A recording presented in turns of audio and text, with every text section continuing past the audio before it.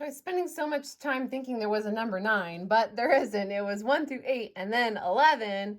Ugh, so I had to start a new video. That's okay. Like I've told you guys time and time again, my brain, it just goes a mile a minute. All right, number 11. I'm just going to read it to you guys. It says, speeding. A trucker handed in a ticket at a toll booth showing that in 2 hours, she had covered 159 miles on a toll road with speed limit 65 miles per hour. The trucker was cited for speeding. Why? Well, she covered 2 hours, or she went 159 miles in 2 hours. Well, miles per hour, we can figure out her average rate using that number that they gave us. So she went 159 miles in 2 hours. Well, let's just pull out our handy dandy calculator and put 159 divided by 2. So approximately, or 79.5. So she was going 79.5 miles per hour on average. Okay, well, if the speed limit was 65 and she was averaging 79.5, that means, yeah, she was speeding. So we can say as our answer, because using an average means that we're using the mean value theorem. So by the MVT, she had to be going 79.5 miles per hour at least once during the trip.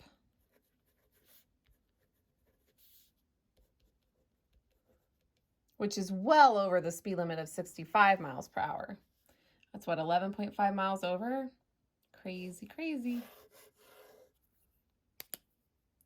Let me highlight that because that's what I've been doing with all these answers.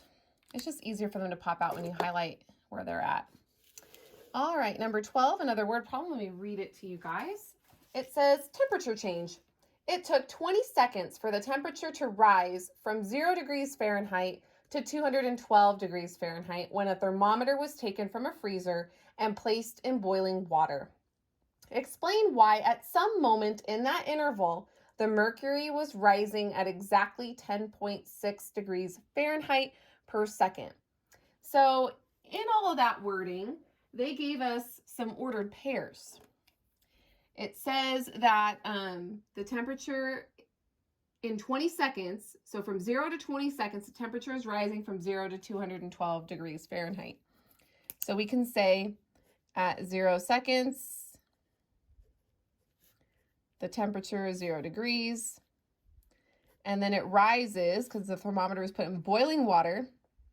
After 20 seconds, the temperature is 212 degrees. Okay, so let's find the average because that's what the MVT is. So using the MVT, so we'll take basically y2 minus y1, the slope formula, same thing as the MVT. So 212 minus 0 over the x's 20 minus 0, which is basically 212 over 20. 212 over 20 is 10.6 exactly what they say. Degrees Fahrenheit per second. Okay, so we can say by the MVT, the temperature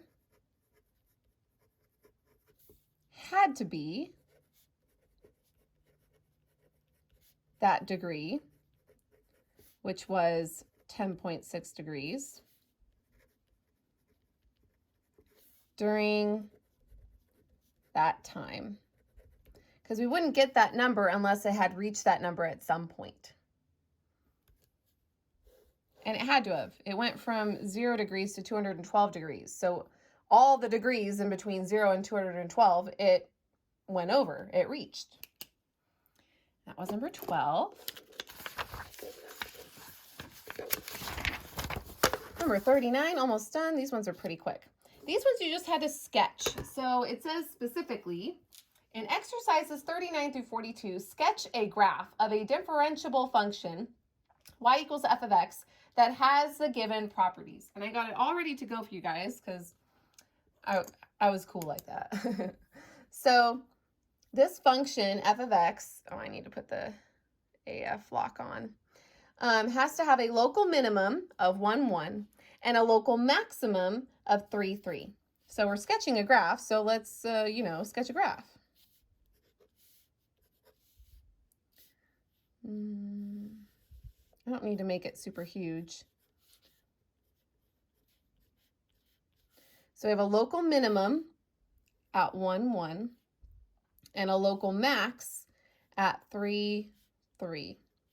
So I have to have a minimum here, so that means the slopes need to decrease and then increase, and then they need to increase and then decrease. So I can do something like this. I'm totally just faking it. It just needs to be a sketch that has a minimum at 1, 1 and a maximum at 3, 3. That's it. There's my f of x. That's all there is to it. Letter B, we have to have local minima at 1, 1 and 3, 3. So both of these points, that's why they call it minima, because it's more than one, have to be at both of those points. So let's draw our graph. My kids and husband are home now. They brought home dinner. We're having El Pollo Loco. El Pollo Loco. Okay, sorry. 1, 1 and 3, 3. And they both have to be minimums there. So let's see, how can I finagle this? I can go like my sound effects, the funky looking W. Hey, minimum, minimum, it works. Okay, I'll be right there. He's all, mommy, food's here. All right, local maxima at 1, 1 and 3, 3. So both of these points have to be the maximums. So that's why they're called local. I didn't need to make it that big. Maxima. So 1, 1 and 3, 3, both a maximum. So I could basically do the same thing that I did in letter B, just kind of flip it downward. So let's see.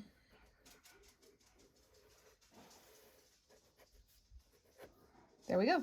There's my f of x. As long as you have the points at both maximums, then you're good. Your sketch is good.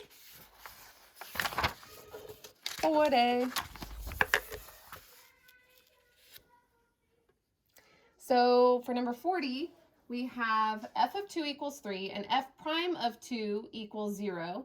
And we have 4 different sketches that we need to do.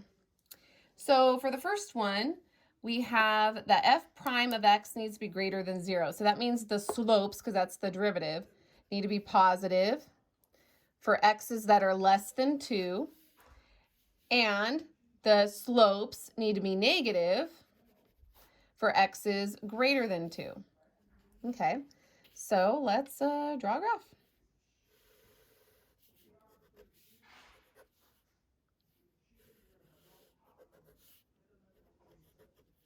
So this is what they gave us, and this is the given information for all parts A, B, C, and D. So f of 2 equals 3 just means that when x is 2, the y value is 3. And at f prime of 2 equaling 0, the derivative at 2 equaling 0, that just means that there's a turning point there. That's where the slopes turn from positive to negative. It's where it will cross the x-axis on the derivative graph. Okay, so I'm going to start with the point 2, 3.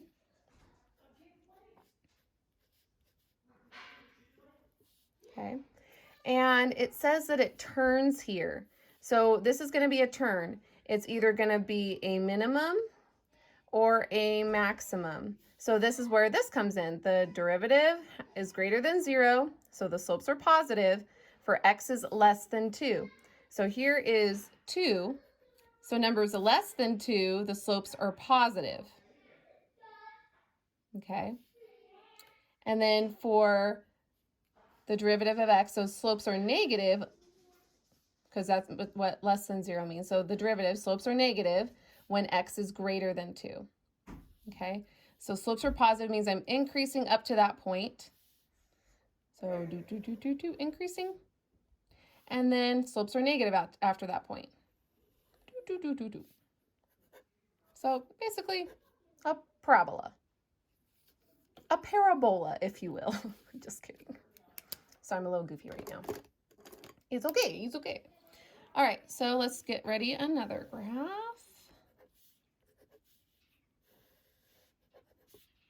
Same conditions, we still have the point 2, 3, because it's given for all of these.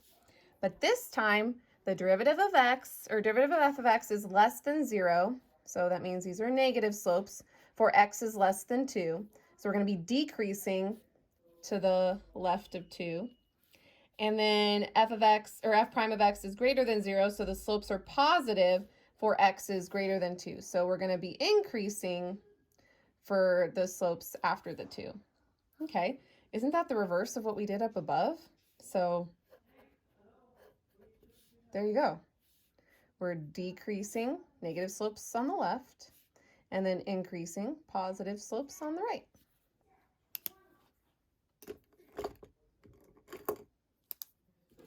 Letter C. All right, so I'm going to get my graph ready, and I have C and D here, so I can't put it in the middle. I was about to. It's funny how it's kind of dark in this room. There's a lot of shadows, but the lighting on my new phone is like so nice. I have the iPhone 12 and I love it. I love it a lot. So I'm so glad I got it. I'll be making payments on this for the next 2 years, but I'm so glad I got it. All right, so we have the 0.23 because that goes for all of these graphs. Okay, and this time f prime of x, the derivative, is less than 0, so that means the slopes are negative. For x's that do not equal 2, we have to think about what that means. All right, so if x does not equal 2, that means we need to have something that is not differentiable there. Okay, so it does say that the graph is differentiable, okay, but this is just a point where it's not differentiable. The rest of the graph is. So since I can't equal the 2, that tells me this is not a max or min. It's got to be a shelf. So for x's that are less than 0, so all the slopes are negative throughout this whole graph. So that tells me that I'm going to be decreasing, make a shelf, decrease some more. So I'm decreasing the whole way. Okay. And then for letter D, hope this orange works. It wasn't working for me earlier. Oh, it's doing okay. So the 0.23. Okay, this time the derivative of x has to be greater than 0. So these slopes are positive for x's that don't equal 2. So we have a shelf again, but this time the slopes are positive, so we have to basically go the other way. And there we go. So let's label that there's a shelf right here. That's what's making x not equal 2 because we're undefined right there. All right. And that's it, you guys.